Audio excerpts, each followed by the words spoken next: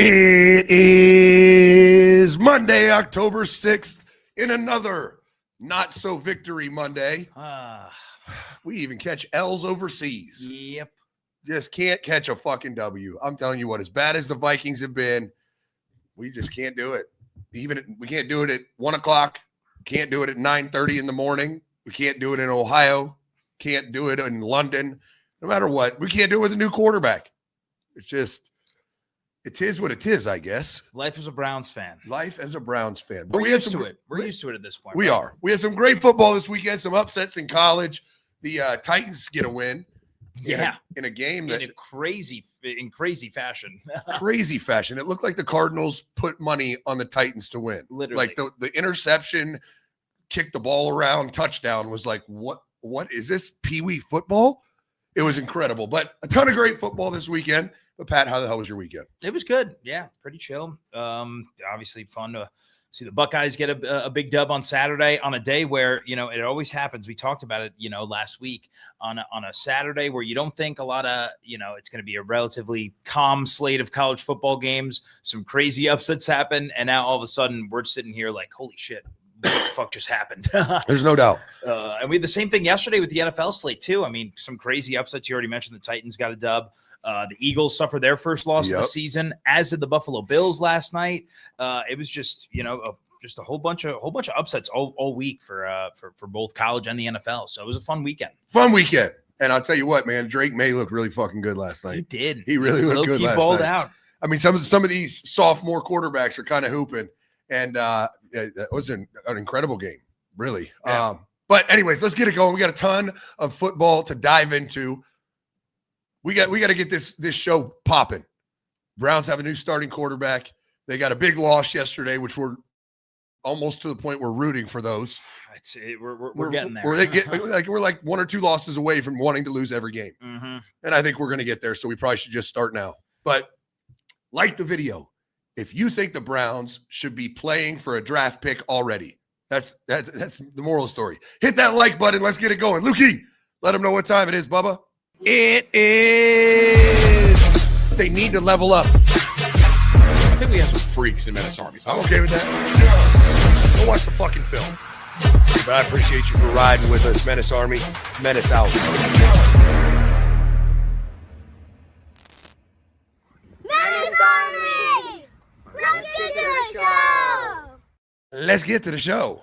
Let's get to it. Yes, I guess we can go through the slate yesterday. The 1 o'clock games, relatively, tame for the most part, aside from the Broncos kind of getting a big upset win over Philly. In Philly, the Eagles' first loss in, what was it? I think their last 18 regular season games or something crazy like that. I mean, it's a 10-game win streak they had. They snapped a 10-game win streak. And it was, I think the Broncos look fucking good, man. I'm telling you what, I was a little nervous about the Bo Nix experience heading into year two. I felt like he was probably the biggest candidate for a sophomore slump out of those guys from last year's rookie draft class. But again, he's kind of answered every question so far, and that defense is legit. I mean, that Denver defense led by Pat Surtain. I mean, AJ Brown was completely shut down, which we've seen multiple times this year. The Broncos are legit, and that AFC West division, it's still wide open. We're talking about now the Broncos at 3-2. The Chargers suffered a tough loss yesterday at the hand of the Redskins, so they dropped to 3-2. And then the Chiefs are starting to get hot. So you're going to have like a 3-team race there in the AFC West. That should be a fun little battle. It's definitely fun. And I mean, I think that defense is legit, and Bo Nix looked the part, right? I mean, and I'm really happy for J.K. Dobbins. Kind of discarded from the Chargers and lands after having a good year last year too. It seemed like an odd move by them, but running backs a lot of times they have such a short shelf life. Mm-hmm. A couple injuries, you maybe watching film, he had a decent year, but you're like you're missing maybe a little burst that he used to have, and so they discard him, and he finds a home in Denver, and he's playing great football. So I'm really happy for him. And I mean, just 6 sacks. They got home to Jalen Hurts 6 times, and that's unheard of in Philly. I mean, with their offensive line and their style of play, that defense was legit. No, it is legit. And I'll tell you what, Zach, Nick Bonito is a name that we're going to be hearing for a long time. He's quickly becoming one of the better pass rushers in the league. And I think he's tied over the last 2 seasons. Actually, he might have taken the lead yesterday. The last 2 years, total sacks. I think he surpassed Trey Hendrickson for the most in the NFL. Balling. Absolutely balling. Yeah, shout out Denver. Are they your favorite right now in the AFC West? I know it's kind of a logjam, like I just said, with them, the Chargers and the Chiefs. But the Chargers, I mean, they had a really bad loss yesterday. To the Commanders. They did. And I was really high on the Chargers too. That I felt the same way. Then this is back-to-back losses for them. Remember, they lost to the Giants 2 weeks ago for in Jackson Dart's first start. Yeah, there's no doubt. Denver, I mean, it's I don't want to be over dramatic because we just watched them last night get a huge win on the road, defending Super Bowl champs. Like, it was just a massive win for Denver. So it's hard not to pick Denver right now. It really is. Yeah. It's tough. I mean, Vegas has the Chiefs as the slight favorite over the Chargers. The Broncos still, I think, have some decent value. They have the 3rd best odds to win the AFC West right now, plus 280. The Chargers are plus 180. The Chiefs are plus 120. We need a Chiefs dub in the worst way tonight because the Jaguars, they got to come back down to earth. Yeah, we need the Jaguars to be ass. I don't know what's going on with all. It's like anytime Cleveland has a potentially nice thing, like the football gods are like, not so fast. The Jaguars are going to the Super Bowl. Yeah, there's your draft pick. You get the 31st one. Mm-hmm. It's just, it's in Jacksonville. I mean, if they could pull off a win tonight against the Chiefs, that would be a massive win for the kind of the trajectory. Sitting at 4-1 with a win over the Chiefs would drop to 2-3. Yeah, it'd be wild. I mean the was... Chiefs are favored, but we know how that goes. Yeah. I do want to dive into that game in a little bit. I want to stick with yesterday's games in the 1 o'clock slot. The Giants, after upsetting the Chargers last week, Jackson Dart and company go down to New Orleans, and the Saints get their first win of the season, upsetting the Giants 26-14. Jackson Dart with 3 turnovers, 2 pretty bad interceptions, and a really uncharacteristic fumble where he wasn't even touched. He just slipped out of his hands. Yeah, it was wild. So tough scenes for Jackson Dart and company there. Are we pumping the brakes on the Dart hype after the first victory 2 weeks ago? I mean, yeah, for sure. I think this is expected, right? That rookie quarterbacks are going to have, like, if your rookie quarterback is going to be a franchise quarterback, you obviously have to see the flashes. You have to see the success, but understand they're rookie quarterbacks. They're still going to have days where they're like, shit, like they don't have it all figured out. They're still trying to learn the league and how the NFL game is played. Mm-hmm. And Jackson Dart looked like a college quarterback trying to play in the NFL.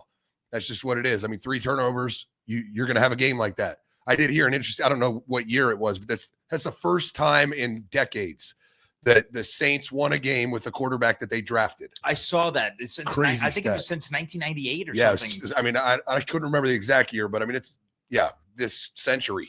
kind of wild that but again makes sense. Drew Brees wasn't drafted there and spent so much of but I mean, since Drew Brees, like, how many times have we seen the most random quarterback ever win a game? Yeah, well, I guess like this, Spencer Rattler. Like, yeah, exactly. He gets a random win. And Spencer Rattler, I mean, listen, he had a good game yesterday, 21 for 31 passing, 225 yards and a touchdown. He's low-key putting together a decent year, Zach. You're looking at Spencer Rattler on the season, 990 passing yards on 67.2% completion percentage, 6 touchdowns, only 1 pick for Spencer Rattler. Hey, Philly Brown called it before the year. I don't know why the fuck he thought so, but he was like, hey, I'm telling you right now, watch, Spencer Rattler's going to be solid this year. I'm like, what are you talking about? Yeah, I was not expecting this from Spencer Rattler. In fact, I thought potentially by this point we would have seen Tyler Shuck by now in New Orleans. Yeah, but again, New Orleans is 1-4, but it's not because of Spencer Rattler. He's actually done a pretty solid job over there in New Orleans as the starter. So shout out Rattler, shout out the Saints getting their first win of the year. And I do want to, I guess we'll talk about it now. Another team getting their first win of the year, the Tennessee Titans. I mean, wild. In what was a crazy game, down 21-3 in the second quarter. I think it was 21-6 when the Cardinals' backup running back, Amari DiMercato, had what was an 80-yard touchdown that would have put him up 28-6. And Zach. Yeah. It kills me to watch these players let go of the football before crossing the goal line. Like, you literally, it's the easiest thing in the world to not do. And it's like, I know you're excited, but like, just make sure you. I don't even know what to say. Like, make sure you score first. Yeah. Like, it's the most boneheaded, idiotic, dumb fuck move ever. Like, you're excited you scored, and so you're just gonna like let go of the ball as you cross. Why not score, toss it to the ref, and do your little dance? Yeah. Like, why do you need to drop the ball at all? It's the easiest thing to avoid. I think I've seen it. We've seen it now. We saw it twice this year. We've seen it this now. year alone. And it's just, it's mind blowing. It really is. Yeah, it really is. But that was kind of the, I guess the start of the downward spiral for Arizona. You talked about it earlier, a crazy play late in the fourth quarter. Cam Ward throws an interception. Cardinals guy makes a great, the catch, falls to the ground. And as he hits the ground, the ball comes loose. The Cardinals are kicking it around into the end zone, and Tyler Lockett for the Titans recovers to cut it to a one-possession game.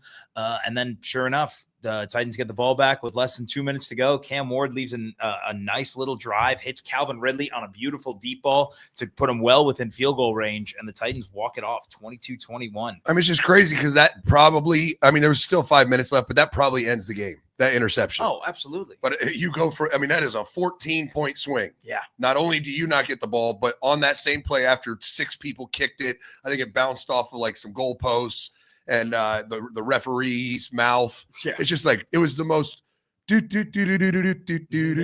I felt like that song was playing as the ball's getting dinked around like pinball. Yeah. And then the Titans fall on it. It was just a wild deal. Yeah. But shout out Cam Ward getting his first win. He's starting to look the part, Zach. I was watching that game yesterday, and I'm starting to feel like, all right, he's starting to figure it out a little bit. 21 for 39 passing. Obviously, the interception, which wasn't necessarily a bad play. Honestly, it was a great play by the DB. Yeah, it's a terrible throw, though. Yeah, I don't know. To me, that I don't want to, harp on that too much, because I thought he played really well outside of that, especially that last 2-minute drive. I thought he did a good job of checking the ball down early when he needed to, and then recognize the one-on-one coverage on Calvin Ridley on the outside and hitting a money ball shot to really ice that game. But yeah, I mean, big dub for the Titans. I guess elsewhere in the 1 o'clock slate yesterday, we saw the Ravens get absolutely boat raced at home without Lamar Jackson, and C.J. Stroud and the Texans are starting to heat up, Zach. I was saying, we've been waiting for this, right? We've talked about C.J. Stroud just hasn't looked the part pretty much all year last year. I mean, he was okay. We just expected better after his rookie year, and then he comes out this year and starts slow. I mean, but 4 touchdown passes. He was really balling. 4 touchdowns yesterday, and this is coming off again. It seemed like that second half of last week's game for Houston, kind of, it felt like a spark went off, right? They figured out some stuff. CJ Stroud started to hoop. You look at his last 2 games now, Stroud is 45 for 55 passing, 478 yards, 6 touchdowns, 0 turnover worthy passes. That's awesome. He's and I mean, don't get me wrong. I think, beating the Ravens without Lamar Jackson can be fool's gold. But I mean, the good news is they didn't just beat them. They beat the brakes off of them. I mean, smoked them. Listen, I know you don't have Lamar Jackson, and they also were down a bunch of players on defense yesterday. Roquan Smith, Marlon Humphrey, Kyle Hamilton. I know we're all hurt and without, unable to play yesterday. But the Ravens, man, that is a team that has been built off of a culture of dominant defense, and they just don't have it, dude. They're the worst defense in the league. And I know this one game you can credit it to injuries and whatnot, but this has been 5 games now where they've allowed, I think, 30 plus points in 4 of the 5 games. Yeah, they better get healthy and they better figure some shit out quick. I mean, just sitting at what, 1-4? 1-4. Zach, this is crazy. The state of the AFC North right now. Crazy. The Ravens are 1-4, yet are still minus odds to win the division. They're minus 105. It's crazy. Absolutely crazy.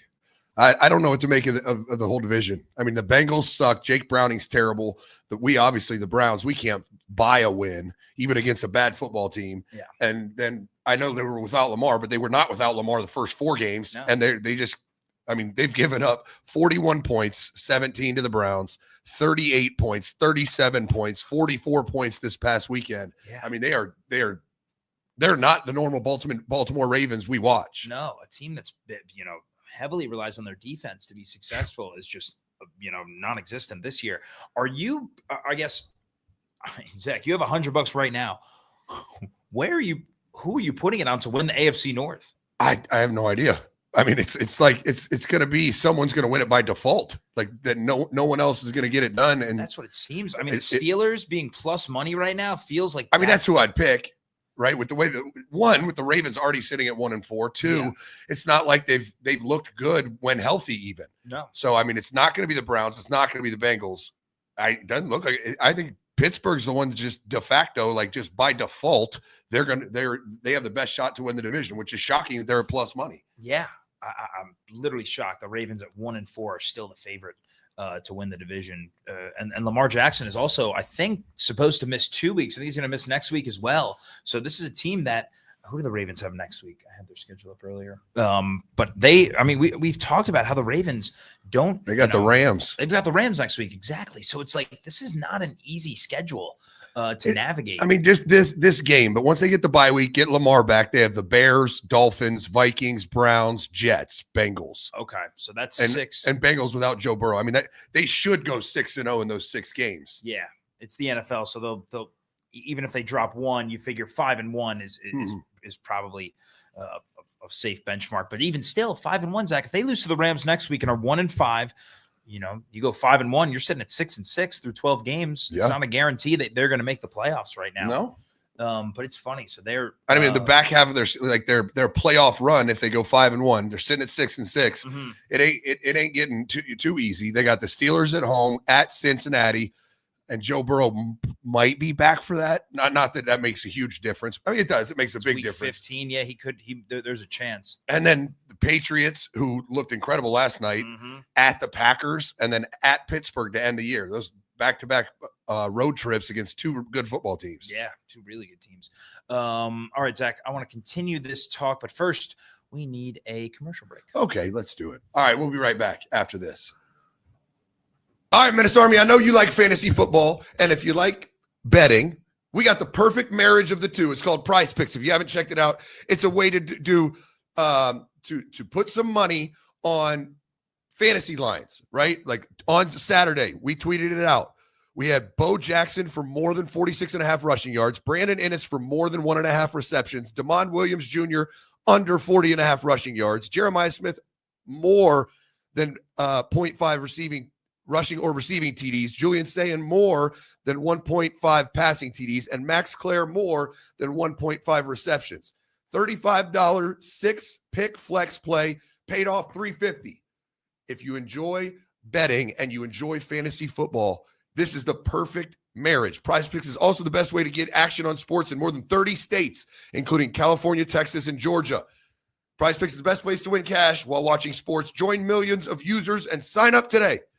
Download the Prize Picks apps today and use code MENACE to get $50 in lineups after you play your first $5 lineup. That's code MENACE to get a free $50 in lineups after you play your first $5 lineup. Prize Picks, run your game. All right, Menace Army, football season is finally back. And I don't know if you bet this past weekend, but it's time to start building that bankroll. And our partner, MyBookie, is here to give you free money to start building it. There's no better way to build it than free money. Right now is the perfect time to get ahead of the curve. College football kicks off officially this weekend, and MyBookie's got national championship odds, Heisman odds, futures, all the lines you want. Your week 1 parlay awaits you. And if you're brand new, you get a little extra juice. Sign up with promo code MENACE and drop in $100, and MyBookie's going to give you $50 free. That's free money. Bankroll immediately is a winner. Week 1, you've already won. The action's heating up, the odds are moving, and this season's shaping up. It'll be a good one already. Don't miss it. Bet big anytime, anywhere with MyBookie.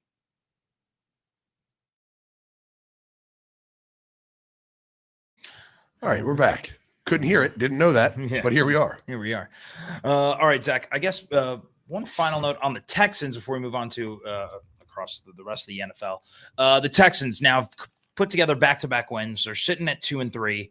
We talked about how they seem like the clear-cut division winner preseason in a division with the Colts, the Titans, and the Jaguars. Now we're sitting here through week 5. The Jaguars play tonight, so we'll get a better look at this whole division as a whole after Monday Night Football. But the Colts pulled off another win yesterday, rolled over the Raiders. Like, how are the Colts I mean, are they verified? Like, can we verify that they're a really good football team right now? Zach, we're 5 weeks in. I mean, they're 4-1 and they're winning in convincing fashion. It's not like some of these games, like the Titans game, where you're like, whoa, that was fucking wild. How did they pull that off? No, the Colts are going in and beating the fuck out of teams. Like, it's just absolutely insane to me. Now, I will say again, they have benefited from a really easy schedule so far. Without a doubt. I mean, they have yet to beat, they beat the Broncos. So they have one win against, I would say, what should be a playoff team or a playoff caliber team. But steamrolled the Dolphins, won by 25. Again, the last second victory over Denver.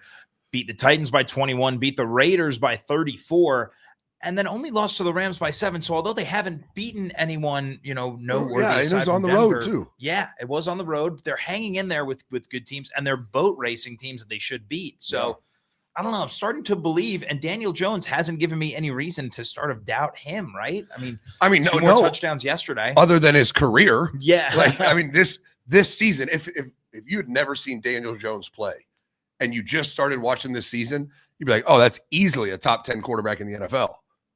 Now, if you watch his whole career, you still have a lot of doubt like I do. Yeah. But yeah, this looks like a Baker Mayfield. It looks like somebody that just, you know what, New York was just an awful situation for him. It really is. And it'll be interesting to see how the Jackson Dart saga plays out this year. But, oh, my God, Giants fans could potentially be in some serious hell if Daniel Jones continues to put up these types of numbers. And Jackson Dart, if he plays the way he did yesterday for a majority of the year, it's going to be a bad deal in New York. All right. You brought him up. So now I guess we'll talk about it. Baker Mayfield. Oh, here we go. This is not just glaze, unwarranted glaze. He's the MVP of the NFL right now. I mean, 380 yards, 2 touchdowns, no turnovers. I mean, he was doing his thing. And what a game. Oh, my God. To what watch a game. One, just fireworks. 73 total points. Mm-hmm. But then the Buckeye on Buckeye battle was incredible. Emeka Egbuka, Jackson Smith and Jigba just back and forth. I think they had almost 300 yards receiving between the two of them. Oh, yeah. It was just incredible. I think they had more than that. Or no, just shy of 300 yards. 295. Yeah. But I mean, you talk about the two storylines that, for me watching that game, it's like, yes, you had the Emeka versus JSN, the 2 Buckeye receivers, but you also had Darnold versus Baker, the 2 retread quarterbacks. No doubt. That were, again, in the same quarterback room in Carolina that have now found just a plethora of success in the last 2 years, last 3 years for Baker, really. But, oh, my God, Baker Mayfield, the first quarterback in NFL history, Zach, to have 375 or more passing yards and fewer than 5 incompletions in a regular season game. Dude, he was absolutely balling. I mean, both of them were. That was my favorite game of the weekend. Just because I'm an offensive guy, and it just seemed like, it seemed like every single drive was they scored. It was just back and forth. It was almost like they weren't playing defense, just back and forth, and just what a game. Yeah, and now you're talking about Baker Mayfield now on the year. First of all, 4-1 for Tampa Bay, and all 4 wins. All 4 wins now have come on game-winning drives with points getting scored with the final minute of play, or within the final minute of play. Baker Mayfield has just been incredible. I ask you this: am I crazy? How does he has the 4th best odds to an MVP right now, plus 1,300? Yeah. To me, he should be the front runner. I don't get why he isn't right now. At least the betting favorite. I know. The Vegas likes Josh Allen, Pat Mahomes, and Jordan Love being ahead of Baker. Surprising. The first 2 makes sense, right? Those guys are always in conversation. But now Baker Mayfield, 5 games this year, 10 touchdowns to 1 pick, to over 1,200 passing yards, 65% completion percentage. I mean, he needs to be in the I guess he is in the conversation. But I don't understand why he's not. Maybe not the favorite, but certainly ahead of Jordan Love. I would think so. I mean, not that Jordan Love's playing fantastic also, but I don't believe that Tampa Bay lost to the Browns, did they? No, I don't think so. Last time I checked, their only losses to the Eagles, and those fuckers won hardware last year. Yeah. So it's like, I if he continues to play like this, I think he'll play himself certainly into the top 2 or 3. Whether he can win it is a whole nother story, but yeah, he's playing incredible. Yeah, I got a sprinkle on it right now. I mean, plus 1,300, I think that's crazy value. And honestly, he's only going to get better, I think, because he hasn't even been, or their offense hasn't even been at full strength this year. No. I mean, yesterday they're still without Mike Evans. Bucky Irving also missed yesterday's game. When their offense is fully healthy, they make a case at least skill position wise, that could rival Philly and Detroit in the NFC. Yeah. I mean, you're talking about a fully healthy receiving room of Mike Evans, Chris Godwin, and Emeka Egbuka. Not to mention Tez Johnson, Sterling Shepard, a bunch of other guys that stepped up yesterday. Yeah. A running back tandem of Bucky Irving and Rashad White. I don't know, man. That offense is scary. It is, and mostly because of how Baker's playing. I mean, don't get me wrong. I think Emeka is a fucking stud. If he plays 75% like he played last night consistently, I think he's got a great shot at Rookie of the Year. I mean, he popped off for 163 yards, at 7 targets, 7 catches, 100% completion percentage. He just balling, absolutely balling out. Yeah, he is the favorite right now, plus 130 to win Rookie of the Year. Quinshawn, and we're going to get to him later, but for him to still be at plus 1,300, the 6th best odds to win Offensive Rookie of the Year is crazy. Crazy. He's playing like he is a top 3 chance right now. I guess elsewhere across the league, I think we touched on most of the games so far. The Cowboys got a big win against the Jets. Odd-year Dak continues to impress. Yeah. He's up to where's his stats now on the season? You're looking at where are you, Dak? I mean, it looked, and the Jets aren't very good, but he looked really good. 4 touchdown passes. 18 of 29 is a decent clip. Yeah. 1,356 passing yards, 2nd in the NFL. He's got 10 touchdown passes, 3rd in the NFL. Odd-year Dak, man, continuing to roll, and the Cowboys sit at 2-2-1 now, and the Eagles' loss kind of opens things up for them in the division. The Commanders do get a big win, so that I guess that division is still going to be a dogfight. But yeah, I guess those are really the handful of games. I think it's time to dive into the current state of the AFC North, and I do want to talk about the Bengals first before we dive into the Browns. Oh God, dude, you talk about I'm so glad I'm a Browns fan.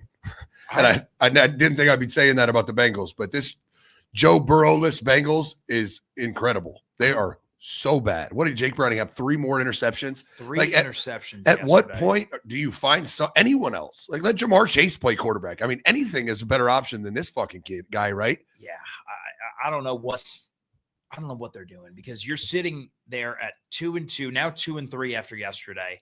Jake Browning has looked absolutely miserable the last 3 weeks. Multiple interceptions per game, and just like not even competitive like football. Like, he's throwing in a world where your offensive line stinks, your defense stinks. Your only way to win was with Joe Burrow healthy to score shitload of points.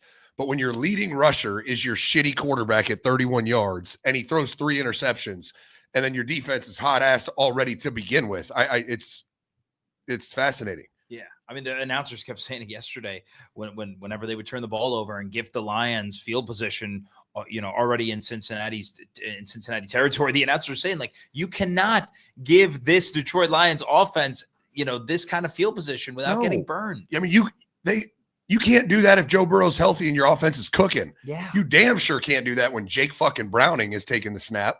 It was just incredible. But the Lions also, they're head scratching to me. They have. Who is one of the most dynamic players in the NFL by all analytic, all statistic, or per Dan Campbell's mouth coming out of training camp in Jameson Williams, and he gets 1 target for 9 yards. Like, it's like they're not even trying to get him the ball. Yeah. And I don't understand it. Yeah, 1 target, 1 catch for 9 yards. He rushed the ball 1 time for 1 yard. This is a team where, and again, I'm watching this Lions offense, work yesterday. It didn't even seem like they were clicking on all cylinders if they still put up 37 points, because the Bengals gifted them great field position, and the Bengals defense has been hot ass so far. But I thought that the Bengals defense, as much as we rag on them, they did a good job of at least containing Detroit's rushing attack. I mean, David Montgomery, only 3.6 yards per carry. Jahmyr Gibbs, 4.5 yards a carry, held Detroit to 3.6 yards per carry as a whole. It feels like Detroit needs to get their offense clicking a little more. And I think one of the ways they can do that is to get Jameson more involved in the offense. Yeah. It's crazy. Only 1 target yesterday. I just don't understand it. And they obviously, it's not like it was relevant to their team success or anything like that. I mean, they pretty much did whatever the fuck they wanted to do. You can count Cincinnati's little valiant comeback in the 4th quarter as like making it a closer game. But this is a game that was like, that game was never in question. It was not even close to in question. Yeah. But Zach, after the game, Zach Taylor said, Jake Browning's our guy. Like, whose guy? It's It's truly mind-blowing. Zach, 8 interceptions. In a world where you could trade for a Jameis Winston, you could find somebody that might be able to keep your playoff hopes alive so that when Joe Burrow comes back, he might be able to take you on a magical run to get back in the playoffs and hopefully, make a run at this thing. In a world where you need that, right? If you're going to make it to the playoffs, you need to try to find a way to grab a couple games while he's hurt. And they have the worst quarterback I've watched play in the NFL in a long time.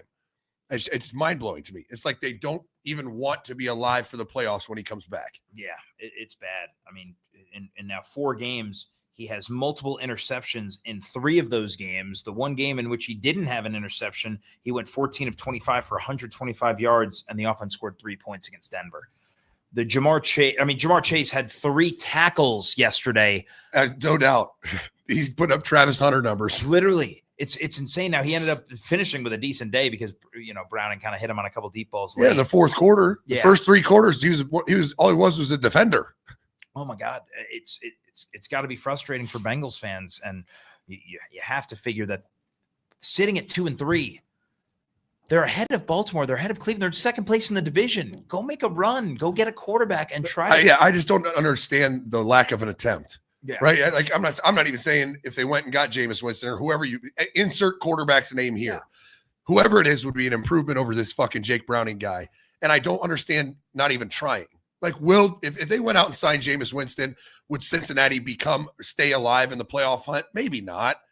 Probably not. He gives them a better chance than what they have right now. You're at least attempting to do it. You're at least trying to stay alive.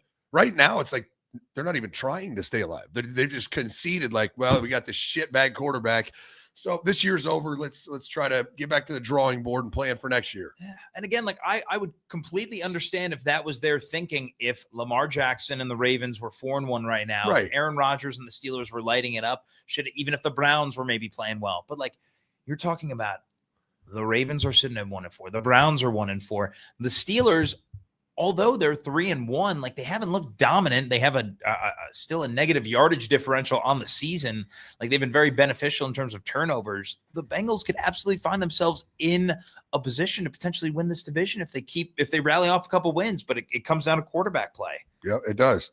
And theirs is awful. It's fucking terrible. Who's got worse quarterback play in the NFL? I would have guessed New Orleans. Nope. Like who has a worse quarterback situation than the Bengals right now? I mean, it's like what the Giants have right now, but I mean that I don't think that really counts. Jackson. No, and I mean he started 2 games, and one of the games he looked great. The other one he looked like not so good. At least we saw a game where he looked decent. Yeah, no, I haven't seen Jake Browning look anything but absolutely horrible. No, you can't have 8 interceptions through 3 starts now. I mean, really 4 starts because Burrow barely played in that Jacksonville game. But yeah, I mean, it's bad. So bad. Let me know in the comments, Bengals fans, what you want to do or what you want the team to do. If it's got to be, there's got to be another option. I guess the question for the chat is this salvageable for Cincinnati? Yeah. Can they stay alive for the playoffs? Is it possible? Yes or no? Just let us know in the chat because I don't think so. I think this is cooked. Yeah, I agree. All right, Zach, I do want to get a commercial break and then we got to talk about our Browns. Oh, God. Do we have to? Oh, yeah, we do. All right, fine. We'll be right back after this. All right, Menace Army. Hair loss isn't just about hair. It's about how you feel when you look in the mirror. Hims helps you take back that confidence and access to simple, personalized care that fits your life. Doctor-trusted, clinically proven ingredients like finasteride and minoxidil can stop further hair loss and regrow hair in as little as 3 to 6 months. No hidden fees, no surprise costs, just real personalized care on your schedule. It's like your digital front door. Get you back to being your old self with simple 100% online access to trusted treatments for real health concerns all in one place.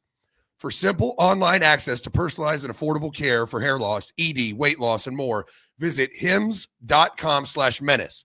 That's hims.com/menace for your free online visit. hims.com/menace. Individual results may vary based on studies of topical and oral minoxidil and finasteride. Featured products include compound drug products, which the FDA does not approve or verify for safety, effectiveness, or quality. Prescription required. See website for full details, restrictions, and important safety information. Listen, are you tired of these big media companies striking deals or not making a deal, and all of a sudden you can't watch a game? Are you tired of not being able to watch a game because it's on Peacock? I know I fucking am. Oh, I got to get a Peacock subscription to watch a game now. All that is garbage. Go to getabox.com. One-time purchase, you get everything. Every game, every show, every movie ever made. Anything you want. They have every movie, movies that are in theaters, movies that came out 30 years ago, every single channel, every single game. You get it all with no subscription. I've got 3 of them now. Chris has 2. Pat doesn't have one because he's a communist. But I highly encourage you to check it out. Go to getabox.com. Right now, you get $25 off with code MENACE. Go over, get a box. I guarantee you'll be thrilled. The comments, go read the comments on social media. Go read the comments in our YouTube chat. It is a game changer. 1 box, no subscriptions ever again. Go to getabox.com right now, and it'll change your life. Go change your life. It's a must-have. It just is. And if you're hesitant about it, just read the chat, read social media. Everyone that's bought one, it just raves about it. Yeah, it's a game changer for sure.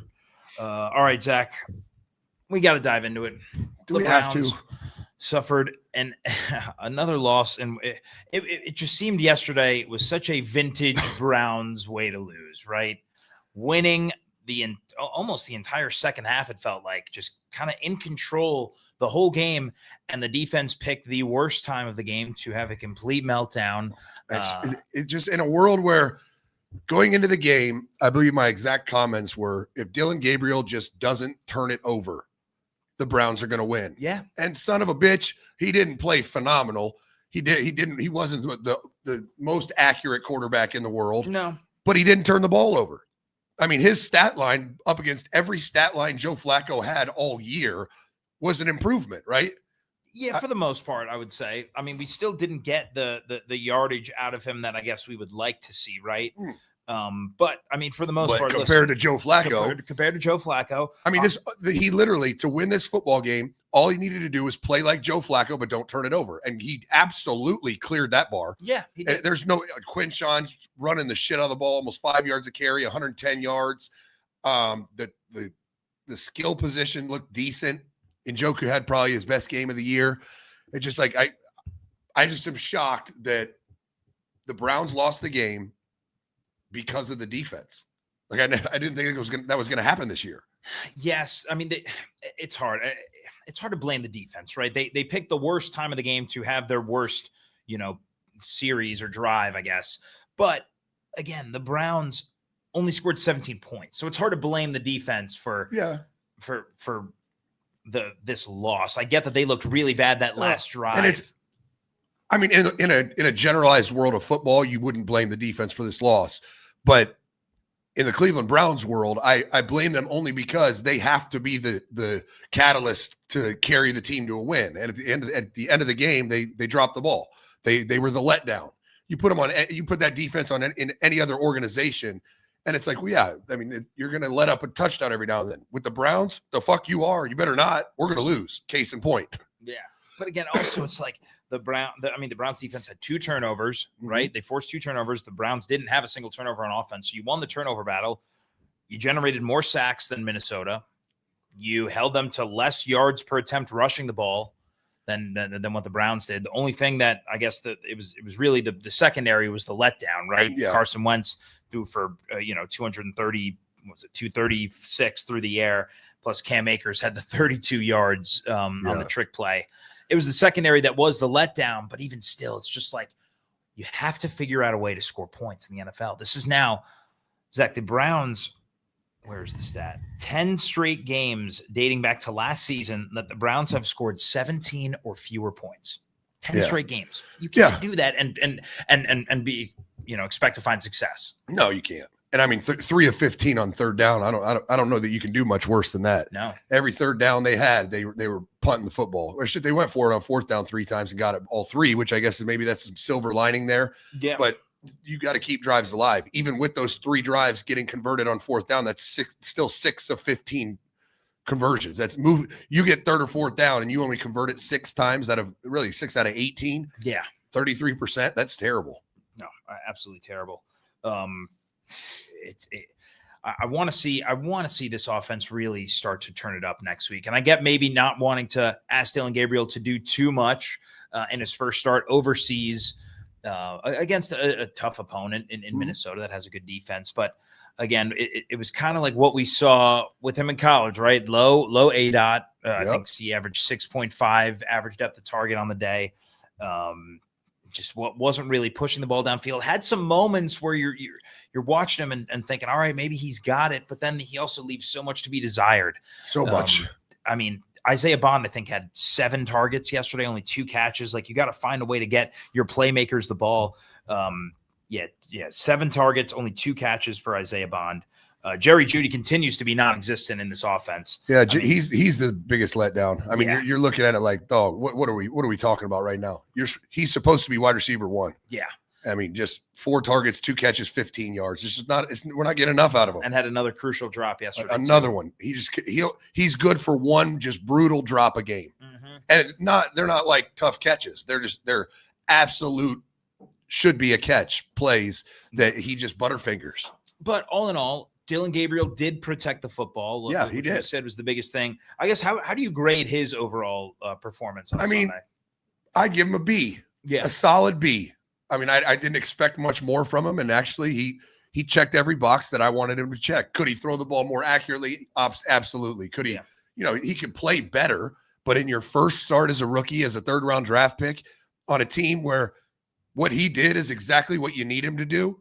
Just complete the football, try to keep the chains moving. Don't turn the ball over. We're going to run the shit out of the ball with this phenom rookie we have, and then we're going to play suffocating best in the NFL defense.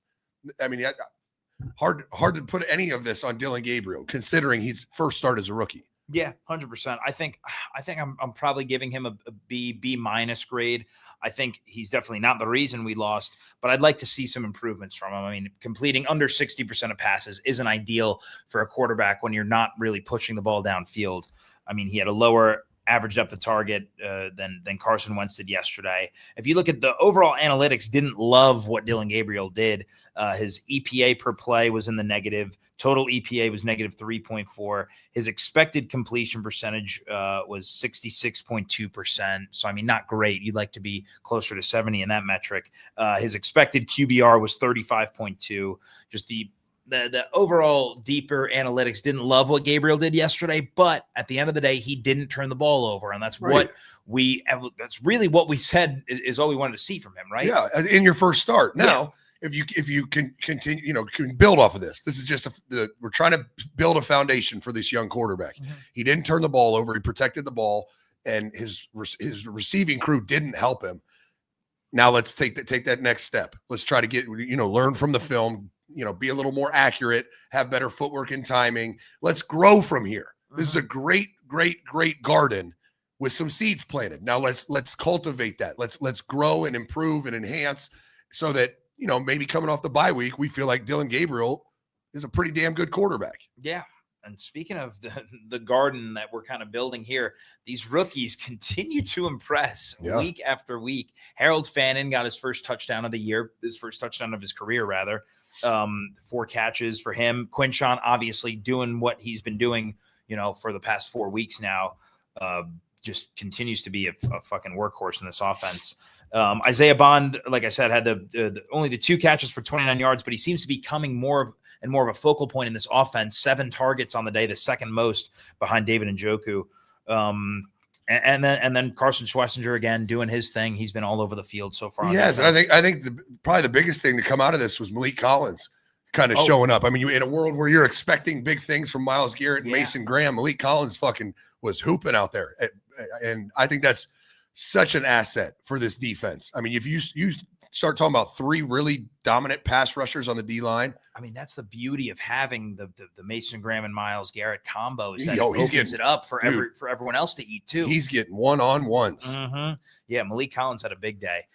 So shout out him and shout out the defensive line. I mean, they did their part, right? Minnesota couldn't run the ball. They got 3 sacks yesterday. I mean, just again, you got to find ways to win in the NFL. We got to score more points. You got to get more first downs. Well, you got to move the chains on 3rd down, And then ultimately this defense, I'm sorry, I'll apologize, but we're going to ask a lot of you because you are our only hope. You're our only prayer is that, you know what, only put up 17, end of the game, got to stop them. Don't care that we're asking too much of you. It's this, or we're going to lose every game. We need the defense to come through in the clutch. Yeah. It didn't happen. I do want to take this time. We got to get one more commercial break. But after the commercial break, I want to have a Kevin Stefanski discussion because a lot of people are calling for him basically to be on the chopping block after yesterday, after that another game that the Browns could have won, and yet find a way to lose. A lot of people are saying that this is a coaching issue, and I want the chat's thoughts, and I want your thoughts on it after the break. That sounds fun. I would love to do that. Yeah. Fuck Kevin Stefanski. We'll be right back after this. Did you know that more people now consume cannabis than alcohol? Maybe it's because there's no hangover. You don't have to deal with the impact alcohol is on your body. But whatever the reason, Cornbread Hemp just launched these incredible THC seltzers that I highly encourage you check out. It's a seltzer that tastes and feels amazing. It's perfect for summer and fall and football season. It's a low-calorie drink, only 30 calories and 5 grams of sugar, made with pure THC and all natural ingredients. No synthetics. It's the real deal. Each can has 5 milligrams of THC, which is the perfect amount so you don't become a zombie. It just takes the edge off, and you can drink at your own pace to get the feeling you desire. Blueberry Breeze is my favorite flavor. They also have peach iced tea, raspberry limeade is gas, and salted watermelon is phenomenal. I highly encourage you check it out. Right now, Menace to Sports listeners can save 30% off their first order and enjoy free shipping on orders over $75. Head to cornbreadhemp.com/menace and use code menace at checkout. That's cornbreadhemp.com/menace. Code menace, cornbread hemp. This is a good life. All right, Menace Army, fall is here. And when it comes to the back-to-school rush, early morning drop-offs, after-school activities, football games, last-minute supply runs, you name it, you got to go to the grocery store, get coffee, get gas. I got a hack for you. It's called Upside. With the free Upside app, there's an easy way to earn real cash back every time you fill up the tank, grab a bite to eat, stock up on essentials, whether you're driving across town for a soccer game or picking up snacks for the school lunchbox. Upside helps you keep more in your pocket. In fact, Top Upside has given back $1 billion total to its users. The free Upside app gets you cash back on daily essentials like gas, groceries, and dining. There are over 100,000 gas stations, grocery stores, and restaurants on the Upside app. And yes, it's real cash back. No confusing rewards, points, or credits. Just actual money you can transfer straight to your bank account. I use it. I just started using it, and I've already earned cash back. It's incredible. You can earn 3 times more cash back with Upside than any other product. That includes loyalty programs, credit card rewards, $1 million cash back being earned by users each week. Upside is giving back $1 billion to its users. To find out how much you can earn, download the free Upside app and use promo code MENACE to get an extra 25 cents back for every gallon on your first tank of gas. You can't beat that. That's an extra 25 cents back for every gallon on your first tank of gas using promo code MENACE. God, I love getting money back. Hell yeah. Get that money. All right. Kevin Stefanski drops to 41-48 as the Browns head coach, including what is now 4-18 in the past 2 seasons, dating back to the start of last year. His only playoff win came in 2020 while he was quarantined with COVID. That victory against Pittsburgh, that was without Kevin Stefanski on the sideline. He won Coach of the Year that year. He also won Coach of the Year in 2023 and followed it by getting blown out in the playoffs, 45-14. That was a magical run with Joe Flacco anyway. Yeah. There was 5 different quarterbacks. Yeah, it was an overachieving year, right? Yeah. Like we didn't expect much out of Joe Flacco and the Browns in the playoffs. Would have been nice not to get blown out, but we didn't expect to make the playoffs. Exactly. With Kevin Stefanski being this, what's perceived to be an offensive guru, right? A guy who's been a quarterback whisperer. You now got rid of Baker Mayfield. Now, whether that's Stefanski's fault or the front office you want to blame, that's besides the point. But you're watching Baker Mayfield ball out in Tampa Bay right now. The Deshaun Watson saga has failed completely. Yeah. And again, I don't know if that's to blame, but here we are. We're now in another year sitting at 1-4 with a Kevin Stefanski offense that looks completely anemic. Mm-hmm. Yep. At a certain point, when does the blame solely fall on him? You know, right now, who else are we blaming? Yeah. I mean, we could blame Andrew Berry. He fucking seemed to do a hell of a job in the draft. I was going to say right now, which is crazy. Who's not doing their job? I mean, you watch all these rookies play. I mean, who is the one person you're like, he's not holding up his end of the bargain? It's fucking Kevin Stefanski. It's got to be Stefanski. The offense is terrible. We can't get a first down to save our life, and they have all the pieces for his system right now. Now, of course, they could have better tackles, they could have better skill, but like Kevin Stefanski's system is built around playing great defense, running the football, 2 tight end packages, and just throwing the ball efficiently. Yeah. I mean, outside of some incompletions, like you'd like a better completion percentage from Dillon Gabriel, they checked every box. At this point, it's the play calling, the scheme, and it all falls on Kevin Stefanski. It all does. And this is now, yesterday is the second game this year where it's like, you got to blame the coaching for the way we lost, right? We should absolutely be 3-2 right now, and we're sitting at 1-4. No question. No And question. The offense has to put up points. This is a league where you have to score to win. I get that whatever defense wins championships, whatnot. You got to score in order to win. 10 straight games for Stefanski not scoring 20 points is outrageous. Outrageous. Zach, the last 2 times the Browns scored 20 or more points in a game, Ken Dorsey was calling plays. Just think about that. It's inexcusable at this point, especially considering Kevin Stefanski is the offensive coordinator. I mean, we could talk about all these other coordinators that came and gone. Kevin Stefanski's running the show, calling the plays, all of that. So like, I don't even look at Tommy Rees as any part of the problem here. I look at Kevin Stefanski solely. He's the play caller. And you know what? Let Tommy Rees call it. Yeah. Let's see what it looks like. Because right now it looks fucking terrible with you calling it, Stefanski. So let's just what's the worst that could happen? Well, we're not going to be able to move the ball and we're going to lose. We're already doing that. We only score 10 points next week instead of 17. Who gives a shit? Our offense sucks and we're losing at a pretty embarrassing clip. Yeah. So let's just see. It's a lot like we talked about making the switch to a rookie quarterback. It couldn't get worse than Joe Flacco. No, what are you going to 100%. lose? We're going to lose with Joe Flacco. Might as well lose with a rookie. Yeah. If we're going to lose with Kevin Stefanski calling the plays, might as well lose with Tommy Rees doing it. At least give us a hope that this could go differently, that this could go better. Give us a fighter's chance. But yeah, I mean, I felt like I was always quick to defend Stefanski in years past because of the success he had in 2020. Again, I didn't fault him for the whole Baker fallout. I thought he did a great job in 2023, leading us to the playoffs with 5 different starting quarterbacks. But at a certain point, I can't defend. I can't just blindly defend someone forever. 4-18 the last 2 years. And with so many games that were winnable in that stretch is just, I don't know. I think I'm out. I think I'm officially done with Stefanski. No, I'm done. How much longer he's going to last? I'm done with him after this season. He needs to get fired. Yeah. And if he wants to save his job, he should give up play calling duties and see what it looks like with Tommy Rees. That's his only shot, I think. Yeah. If he gives up, if he has the wherewithal and the leadership to say, you know what, this isn't working, let's try something different. Even if he won't look in the mirror and say, I am the problem, at least make a change to try to provide a catalyst for this team to improve. If he won't do that, he's got to go. And he still might need to get fired at the end of the year. I was going to say, he still might. If he's one, I think if he doesn't give up play calling duties, no matter what, I'm out. I'm out. I agree. I think most Browns fans feel that way right now, but I'm curious in the chat. Let us know. I guess pretty simple. Do you want Kevin Stefanski to be fired? I think that's our question of the day. Yeah, should we fire Kevin Stefanski? Yeah, it's that simple. Maybe not right now, but this year, at the end of the year, for the 2026 season, should we have a new head coach? Yeah. I'm curious, are we there yet, Browns fans? Should we fire Kevin Stefanski? Do you want him back next year?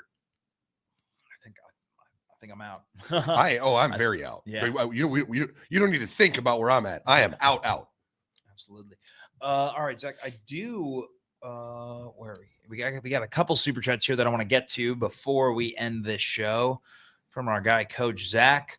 Thanks to the 2. That Titans game gave me permanent heartburn. Right. Oh, Coach Zach, thanks to the 2 more. Let's keep it a buck. Arizona is ass. Yeah, I mean, if you lose to the Titans, you are definitely confirmed ass. Yeah. Kyler Murray, just another disappointing game. And I don't know. Yeah, Arizona's got some issues over there.